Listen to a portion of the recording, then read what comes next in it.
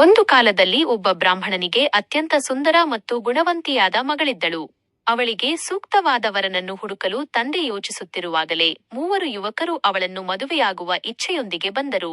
ಆ 3 ವಿಭಿನ್ನ ಕಲೆಗಳಲ್ಲಿ ನಿಸ್ಸೀಮರಾಗಿದ್ದರು. ಮೊದಲನೆಯವನು ತಂತ್ರಜ್ಞನಾಗಿದ್ದು ಮಂತ್ರ ಮತ್ತು ಯಂತ್ರಗಳಲ್ಲಿ ಪರಿಣತಿ ಹೊಂದಿದ್ದನು. ಎರಡನೆಯವನು ಶೂರಯೋಧನಾಗಿದ್ದು ಸಾಹಸ ಮತ್ತು ಧೈರ್ಯಕ್ಕೆ ಹೆಸರಾಗಿದ್ದನು. ಮೂರನೆಯವನು ಜ್ಞಾನಿಯಾಗಿದ್ದು ಶಾಸ್ತ್ರ ಮತ್ತು ವೇದಗಳ ಅರಿವು ಹೊಂದಿದ್ದನು. ಯಾರಿಗೆ ಮಗಳನ್ನು ಕೊಡಬೇಕೆಂದು ಬ್ರಾಹ್ಮಣನು ಗೊಂದಲದಲ್ಲಿದ್ದಾಗ ಒಂದು ದುರಂತ ಸಂಭವಿಸಿತು. ಆ ಸುಂದರ ಹುಡುಗಿ ಅಕಸ್ಮಾತ್ತಾಗಿ ಮರಣ ಹೊಂದಿದಳು. ಇಡೀ ಕುಟುಂಬ ಶೋಕಸಾಗರದಲ್ಲಿ ಮುಳುಗಿತು. ಆದರೆ ಅವಳನ್ನು ಪ್ರೀತಿಸಿದ ಆ 3 ಯುವಕರು ಮಾತ್ರ ಅವಳನ್ನು ಮರೆಯಲಿಲ್ಲ. ಹುಡುಗಿಯ ಅಂತ್ಯಕ್ರಿಯೆಯ ನಂತರ ಆ 3 ಯುವಕರು ತಮ್ಮ ಪ್ರೀತಿಯನ್ನು ವಿಭಿನ್ನ ದಾರಿಗಳಲ್ಲಿ ವ್ಯಕ್ತಪಡಿಸಿದರು.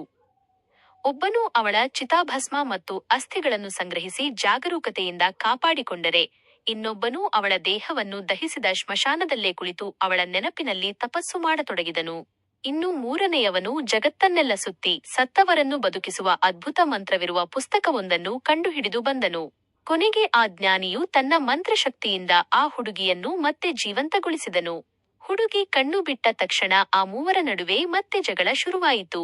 ಪ್ರತಿಯೊಬ್ಬನೂ ತಾನೇ ಅವಳನ್ನು ಮದುವೆಯಾಗಲು ಅರ್ಹನೆಂದು ವಾದಿಸಿದನು. ಆಗ ಬೇತಾಳನು ವಿಕ್ರಮನಿಗೆ ಕೇಳಿದನು, ವಿಕ್ರಮ, ಈ 3ರಲ್ಲಿ ಆ ಹುಡುಗಿಯನ್ನು ಮದುವೆಯಾಗಲು ನಿಜವಾದ ಅರ್ಹತೆ ಯಾರಿಗೆ ಇದೆ ಎಂದು. ರಾಜ ವಿಕ್ರಮಾದಿತ್ಯನು ತನ್ನ ವಿವೇಕದಿಂದ ಹೀಗೆ ಉತ್ತರಿಸಿದನು, ಯಾರು ಅವಳಿಗೆ ಮಂತ್ರದ ಮೂಲಕ ಮರುಜೀವ ನೀಡಿದನೋ ಅವನು ಜೀವದಾತ, ಅಂದರೆ ಅವನು ತಂದೆಗೆ ಸಮಾನ. ಯಾರು ಅವಳ ಅಸ್ಥಿಗಳನ್ನು ಮಡಿಲಲ್ಲಿ ಇಟ್ಟುಕೊಂಡು ಕಾಪಾಡಿದನೋ ಅವನು ಮಗನಿಗೆ ಸಮಾನ. ಆದರೆ ಯಾರು ಅವಳ ಚಿತೆಯ ಬಳಿ ಶ್ಮಶಾನದ ಕಠೋರ ಜೀವನದಲ್ಲಿ ಅವಳ ದೇಹದ ನೆನಪಿಗಾಗಿ ಕಾವಲು ಕಾಯುತ್ತಾ ತಪಸ್ಸು ಮಾಡಿದನೋ ಅವನು ಮಾತ್ರ ಪತಿಯಾಗಲು ಅರ್ಹ.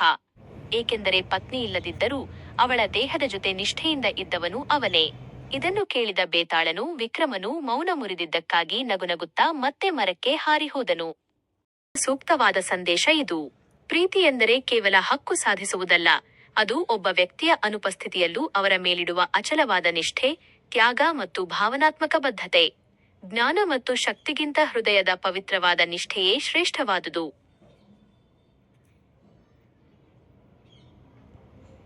ಪಾಸಿಟಿವ್ ಲೈಫ್ ನಾಲೆಡ್ಜ್ 333 ಚಾನೆಲ್ನ ವಿಡಿಯೋಸ್ ಇಷ್ಟವಾಗಿದ್ದರೆ ಲೈಕ್ ಮಾಡಿ, ಸಬ್ಸ್ಕ್ರೈಬ್ ಮಾಡಿ, ನಿಮ್ಮ ಸ್ನೇಹಿತರಿಗೆ ಶೇರ್ ಮಾಡಿ. ಧನ್ಯವಾದಗಳು.